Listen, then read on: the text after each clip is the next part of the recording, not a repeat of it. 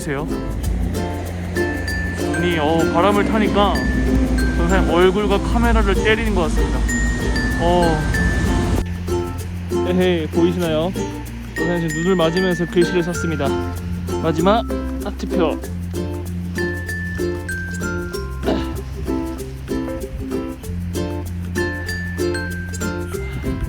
와, 근데 눈이 너무 많이 옵니다.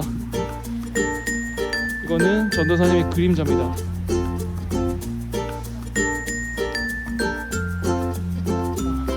그림자입니다.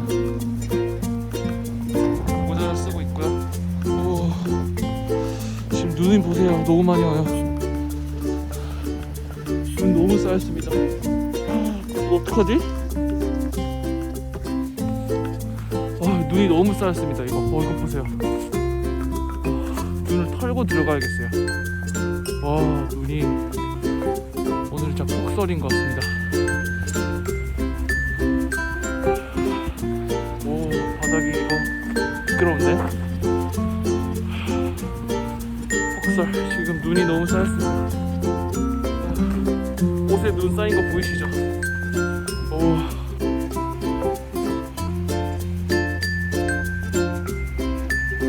세상이 눈으로 뒤덮였습니다. 와.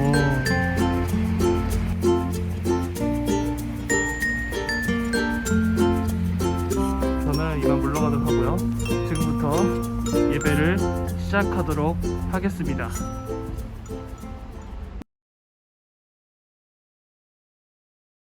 사도신경으로 우리의 신앙을 고백하도록 하겠습니다.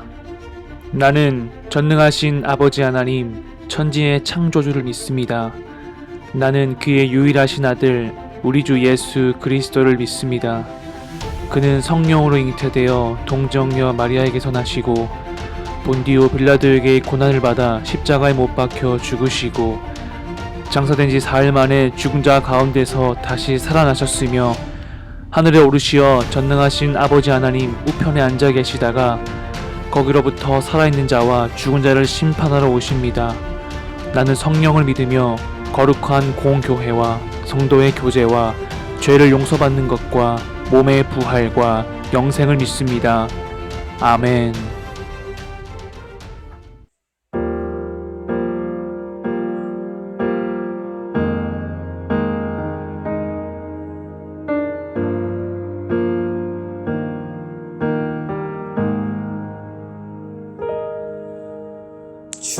주님만이 나를 아시니 내 모든 삶 주가 만지시니 주님 앞에 예배하는 이에게 그 은혜를 부어주시리. 주님만이 운명의 소망, 내 삶 속에 유일한 자랑이라. 주님 앞에 기도하는 이에게 그 은혜를 부어주시리. 만왕의 왕 나를 기르시는 자요 내 모든 삶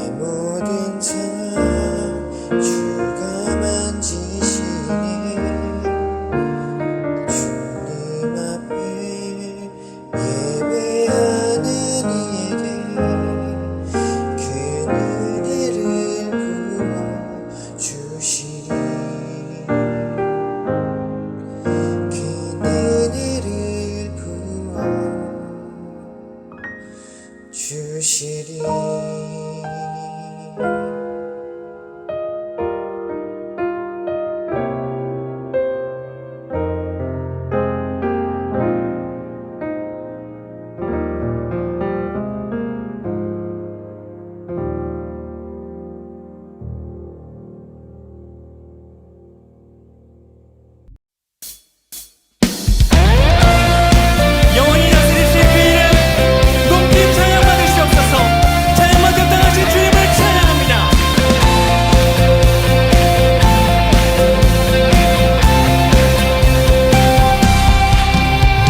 오직 주님 한 분만이 온 세상을 영원히 다스리네. 내 영 기뻐 노래하며 가장 높은 그 이름 선포하리. 어지러운 세상 어둠 가운데 빛으로 오신 주, 거룩한 주님의 영광 보이사 만민을 부르시네. 한 목소리로 온 땅을 창조하신 주님을 경배하며 놀라운 일 행하신 하나님을 찬양하네. 온 우주 통치하는 주 이름 송축하며 위대한 사랑의 왕 하나님을 기뻐하네.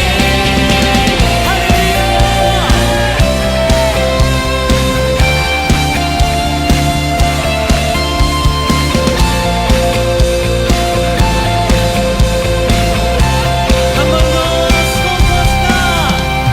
오직 주님 한 분만이 온 세상을 영원히 다스리네. 내 영 기뻐 노래하며 가장 높은 그 이름 선포하리. 어지러운 세상 어둠 가운데 빛으로 오신 주, 거룩한 주님의 영광 보이사 만민을 부르시네. 온 땅을 창조하신 주님을 경배하며 놀라운 일 행하신 하나님을 찬양하네. 온 우주 통치하는 주 이름 송축하며 위대한 사랑의 왕 하나님을 기뻐하네. 온 땅을 창조하신 주님을 경배하며 놀라운 일 행하신 하나님을 찬양하네. 온 우주 통치하는 주 이름 송축하며 위대한 사랑의 왕 하나님을 기뻐하네.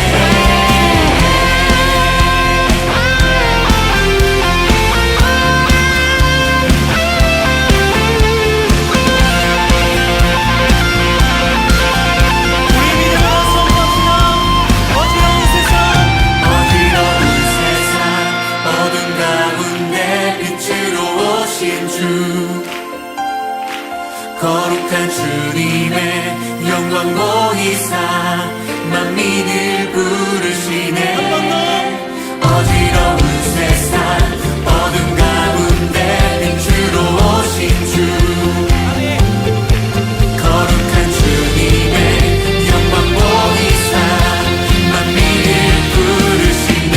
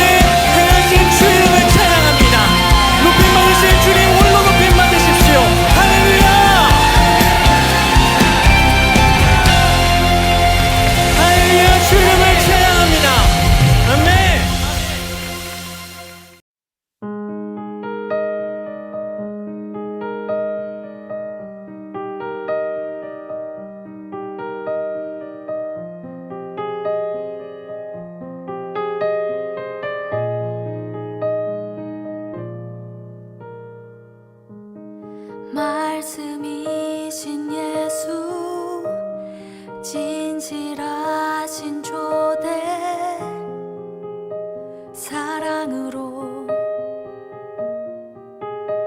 그 진리로 주께 와서 듣고 주님께 배우라 몸으로 보이신 예수께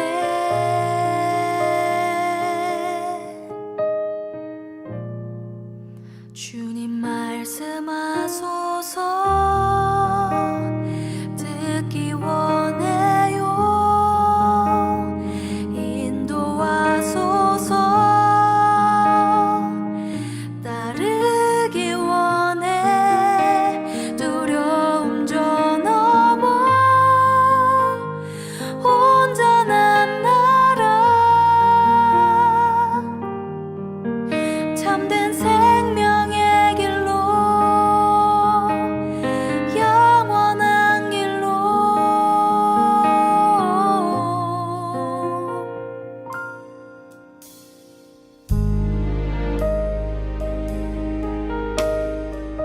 오늘도 친히 그 말씀으로 우리에게 말씀하시는 예수님, 말씀이신 예수님, 주님 앞에 함께 고백합시다. 말씀이신 예수, 말씀이신 예수 진실하신 조대 사랑으로 그 진리로 주께 와서 듣고 주님께 배우라 몸으로 보이신 예수께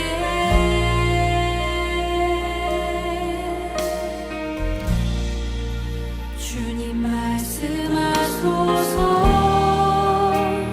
듣기 원해요 인도하소서 따르기 원해 두려움 저 넘어 온전한 나라 참된 생명의 길로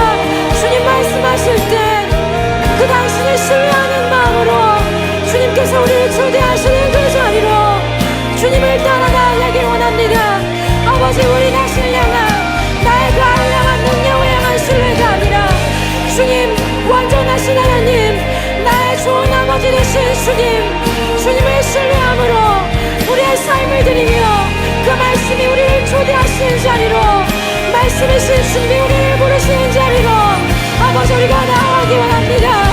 아버지 우리의 존재를 변화시켜 주시는 그 은혜로 인하여서 주님을 따르는 그것을 아버지 우리가 수시로 무게를 들고 가늠하여 오던 우리의 삶을 이 시간 내려놓고, 좋으신 주님, 좋으신 아버지, 안전한 선생님 되시는 주님을 따르기 원합니다.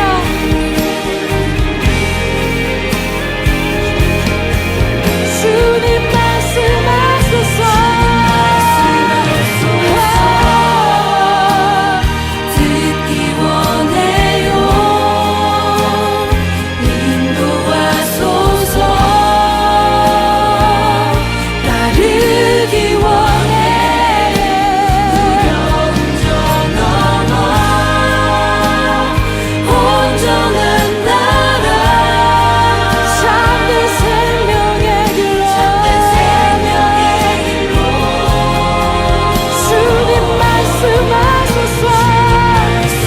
듣기 원해요. 주님 가신 길로, 좁은 길로 따르기 원해.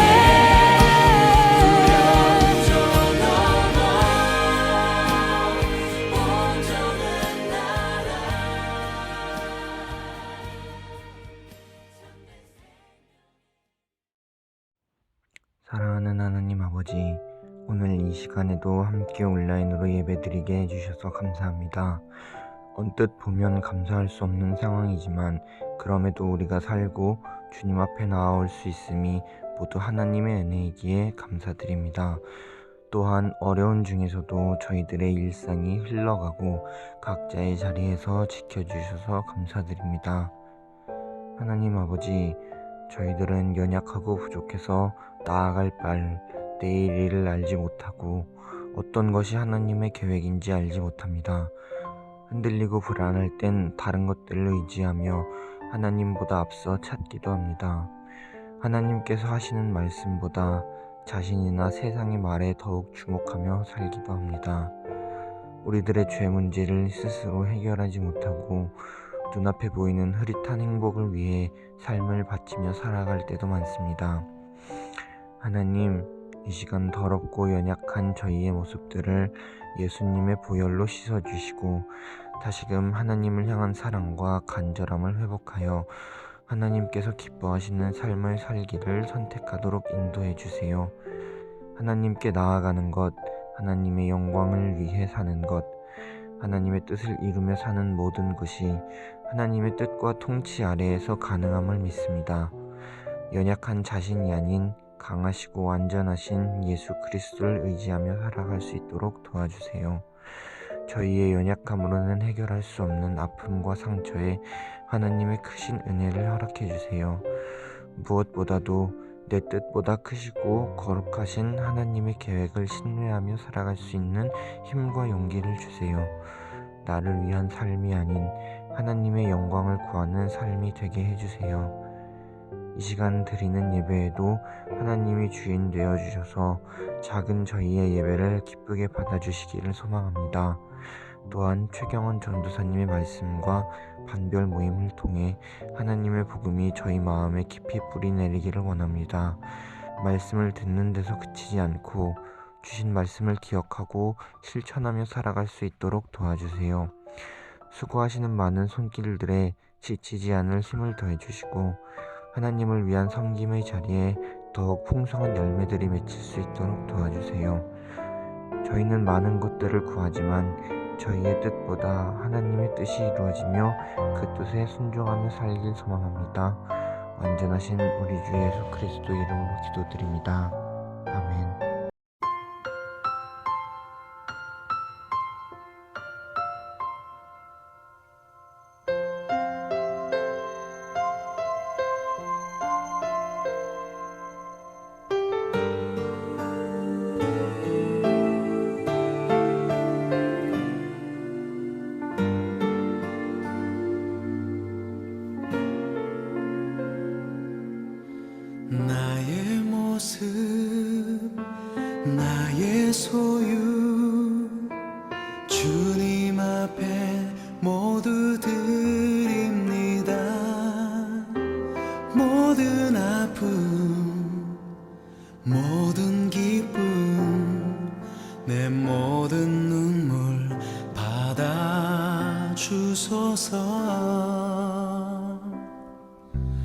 나의 생명을 드리니 주 영광 위하여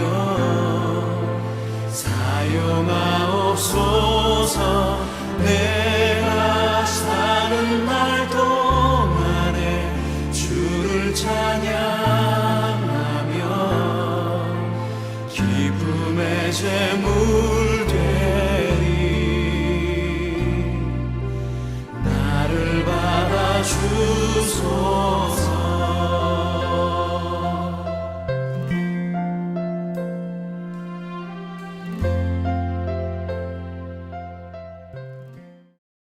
오늘 하나님께서 우리에게 주신 말씀은 마태복음 21장 33절에서 46절까지의 말씀입니다.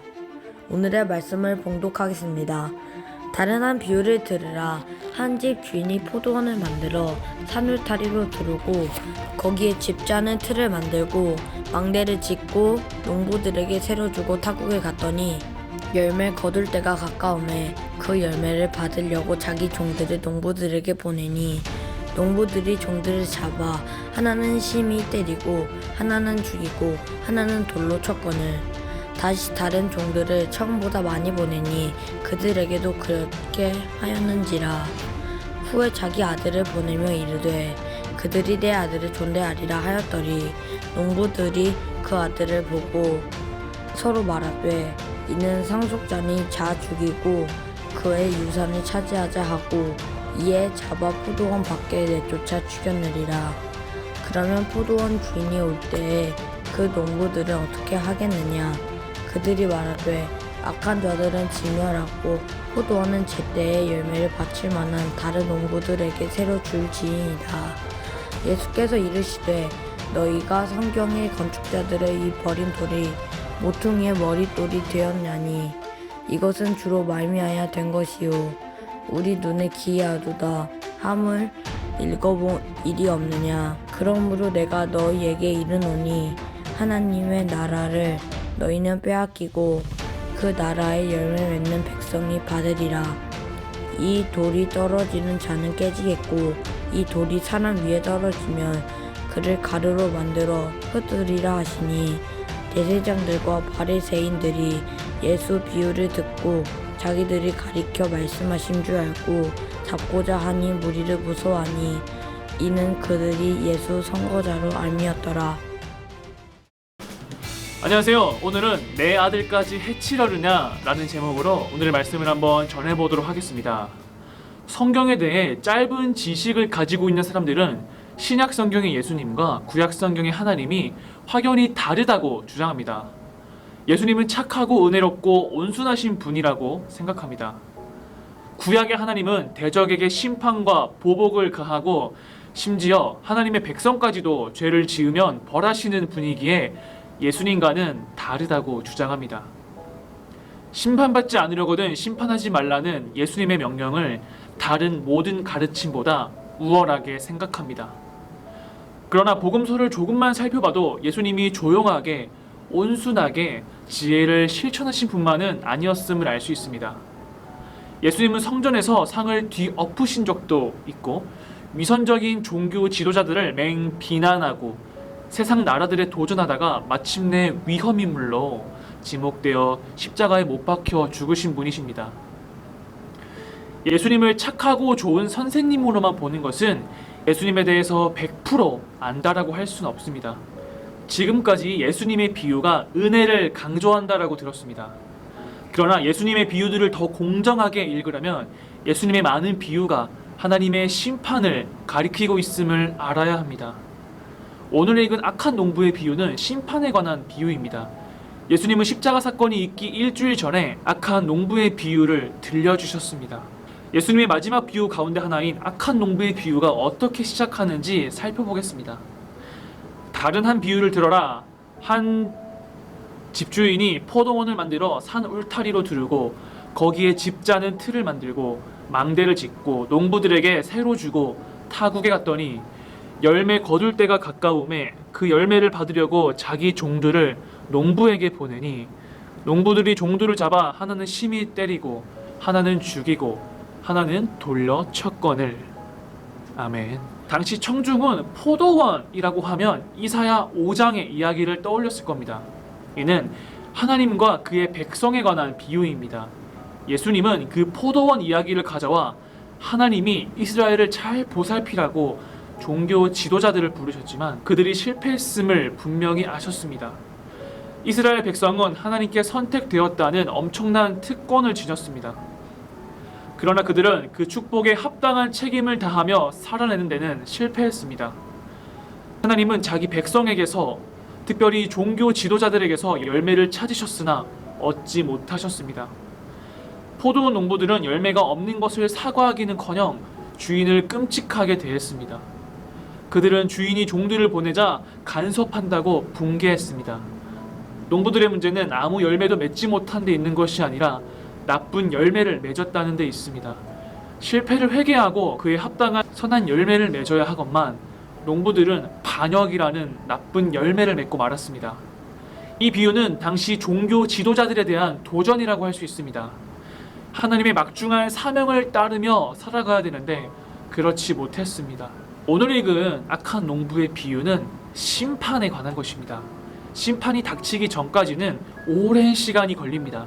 비유에서 포도원 주인이 엄청나게 인내하고 절제한다는 것을 알 수 있습니다. 그래서 주인은 종들을 보내고 또 보내며 마땅히 얻어야 할 것을 요구했습니다. 36절입니다. 다시 종들을 처음보다 많이 보내니 그들에게도 그렇게 하였는지라. 후에 자기 아들을 보내며 이르되 그들이 내 아들은 존대하리라 하였더니 농부들이 그 아들을 보고 서로 말하되 이는 상속자니 자 죽이고 그의 유산을 차지하자. 이에 잡아 포도원 밖에 내쫓아 죽였느니라. 그러면 포도원 주인이 올 때에 그 농부들을 어떻게 하겠느냐? 그들이 말하되 그 악한 자들을 진멸하고 포도원은 제때에 열매를 바칠 만한 다른 농부들에게 새로 줄지니라. 줄지니이다. 아멘. 이 이야기의 핵심은 하나님의 심판이지만 포도원 주인의 깊은 인내심도 간과해서는 안 됩니다. 그는 자기 종들을 계속해서 보냈지만 농부들은 그때마다 무시했습니다.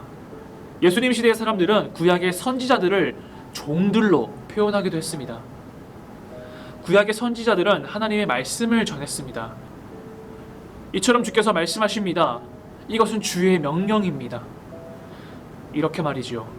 선지자들은 하나님을 대신하여 하나님의 백성에게 사명을 일깨우고 이스라엘 지도자들에게 순종할 것을 권고했습니다.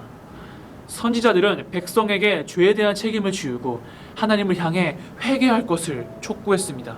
악한 포도원 농부들이 포도원 주인의 사자로 온 종들을 대한 모습 그대로 이스라엘 종교 지도자와 정치 지도자도 하나님의 사자인 선지자를 홀대했습니다. 하나님의 선지자 가운데 한 명이라도 홀대당한다면 하나님이 곧바로 백성들에게 벌을 내리실 것 같지 않나요? 그런데 하나님은 백성들의 죄가 가져올 결과를 거듭 들려주며 경고만 하였습니다.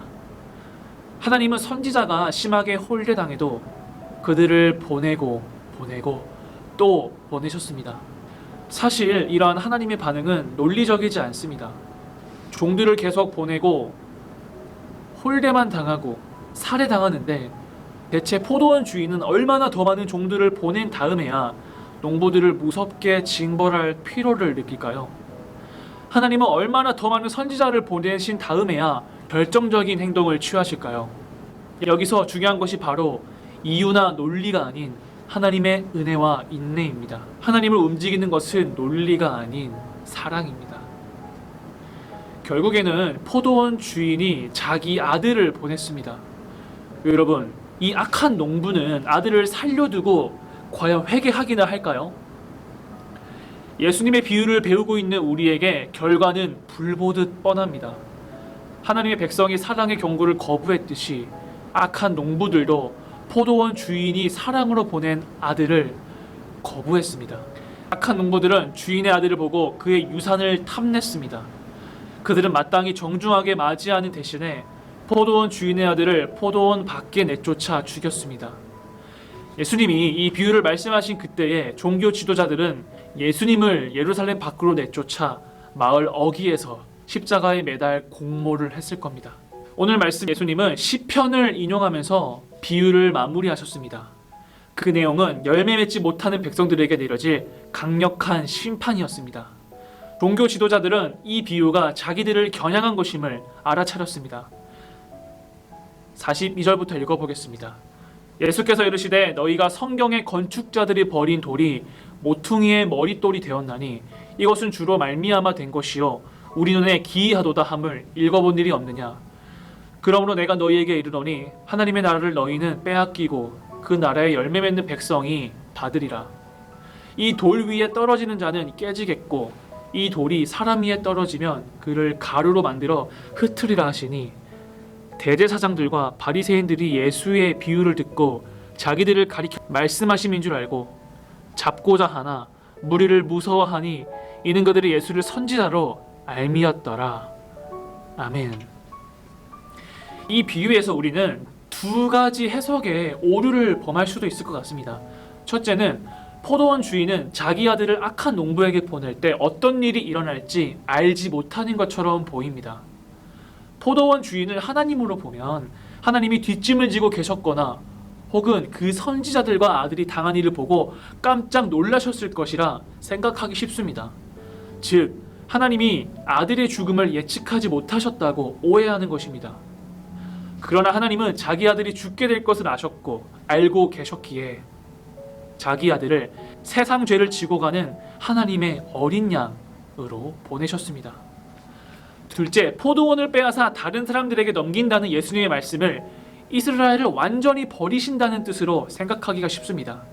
그러나 맥락이 뜻하는 내용은 하나님이 이스라엘을 완전히 버리셨다는 것이 아니라 이스라엘을 하나님의 아들 메시아를 통해 다시 세우겠다라는 것입니다. 예수님은 하나님의 새 백성을 위한 모퉁이 돌이십니다. 크론 블랙버그 시닥 교수님은 우리가 지금까지 배운 주요 진리에 대한 요약과도 같은 중요한 말씀을 하셨습니다. 한번 살펴보겠습니다. 하나님은 그 백성이 반복적이며 노골적으로 하나님을 거역할지라도 그들이 하나님이 원하시는 열매를 맺을 때까지 기다리고 인내하며 오래 참으십니다. 하나님의 인내가 다하고 그를 버린 사람들이 멸망하게 될 날이 다가옵니다. 그럼에도 하나님은 뜻을 굽히시는 일 없이 처음 농부들이 열매를 맺지 못하면 새로운 지도자를 세워 열매 맺게 하실 것입니다. 오늘 말씀의 핵심은 인내하시는 하나님이시자 그 끝에는 심판하시는 하나님입니다. 악한 농부는 하나님의 임계선에 도달하여 결국 그들은 심판을 받았지요. 예수님은 수많은 은혜를 베풀기도 하셨지만 맹렬한 소리로 심판을 선포하기도 하셨습니다. 이 이야기에서 우리는 하나님이 인내하실 뿐만 아니라 돌아오지 않으면 끝내 벌하시는 모습을 보게 됩니다. 그러므로 우리는 경각심을 일깨우며 하나님의 청지기로 살아가야 할 것입니다. 오늘의 말씀을 들으며 이런 질문을 할 수 있을 것 같습니다. 하나님이 맹렬히 심판하실 때 우리는 어디쯤 발견될 것인가? 심판에서 구원받을 수 있는 유일한 방법은 예수님을 영접하고 그분을 믿는 것입니다. 그러면 심판 때 예수님 안에서 새 삶을 찾은 우리의 모퉁이 돌이 되어주실 것입니다. 그리고 선한 책임을 다하며 살아갈 때 우리는 그 심판이 아니라 칭찬을 들을 것입니다. 악한 농부의 이야기는 심판에 관한 이야기이지만 비유의 목적은 우리로 하여금 회개하고 하나님의 아들을 믿게 하려는 데 있습니다. 그리고 믿음의 책임을 실천하려는 데 궁극적인 목적이 있습니다. 하나님의 아들이신 예수님을 믿읍시다. 그리고 크리스천으로서 선한 책임을 다합시다. 악한 농부들은 처음에는 믿기는 하였지만 지난주 상한 우유처럼 가만히 있어 부패되고 선한 책임을 다하지 못했습니다. 우리는 하나님의 아들 예수님을 믿고 더 나아가 크리스천의 선한 책임을 다하며 하나님을 위해 살아가는 저와 여러분 되길 바라겠습니다. 기도하겠습니다. 우리를 위해서 참으시고 인내하시는 하나님께 감사드립니다. 우리가 악한 열매가 아닌 선한 열매를 맺게 하시고 크리스천으로서 선한 특권과 책임을 다하는 저희가 될 수 있도록 도와주세요. 예수님의 이름으로 기도합니다. 아멘. 주님이 가르쳐 주신 기도를 하도록 하겠습니다. 하늘에 계신 우리 아버지, 아버지의 이름을 거룩하게 하시며 아버지의 나라가 오게 하시며 아버지의 뜻이 하늘에서와 같이 땅에서도 이루어지게 하소서. 오늘 우리에게 일용할 양식을 주시고 우리가 우리에게 잘못한 사람을 용서하여 준 것 같이 우리 죄를 용서하여 주시고 우리를 시험에 빠지지 않게 하시고 악에서 구하소서. 나라와 권능과 영광이 영원히 아버지의 것입니다. 아멘.